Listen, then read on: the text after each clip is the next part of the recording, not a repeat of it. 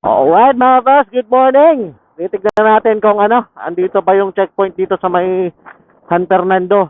Kung galing ka ng Naga bago dumating ng Bicol Petroleum San Fernando. Pagdaan ko lang kanina may checkpoint. Ngayon titignan natin kung nandiyan pa. Kasi kanina hindi ako nagbibideo at nagmamadali at medyo malilate na si Carl Jane. Ayan, titignan natin kung nandiyan pa ba sila. HPG, LTO, ang dami.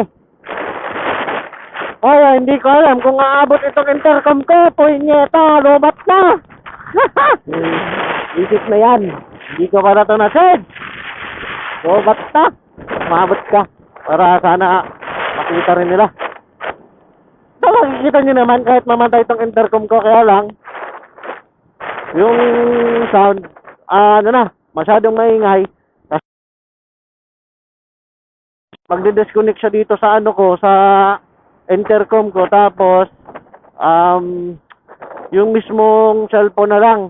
So yung wind, wow, English yun yung hangin masyadong maingay, di ba? Ayun, wala na, pre. Saan mga boss, wala na.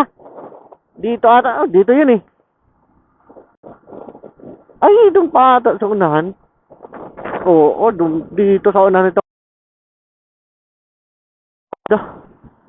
Dito yung niyan, yung dito checkpoint kanina dito.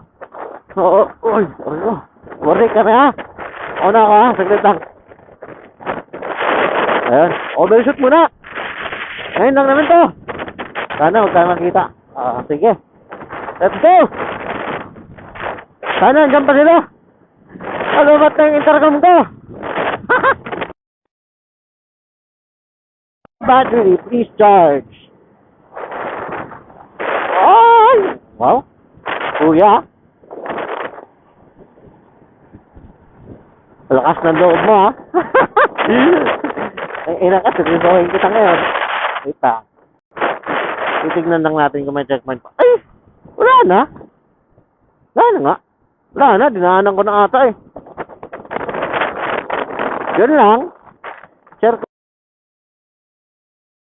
I'm sorry. Next time, better luck next time. Sige na, una na ako. Bakbakin na natin to para makarating na tayo si Bokot. Let's go!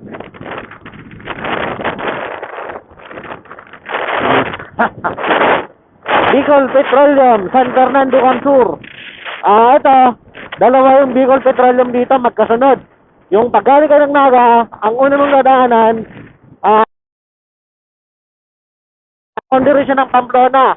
Sunod, Pamplona, tapat ng LTO Pamplona, meron din Bicol Petroleum ng Pamplona naman.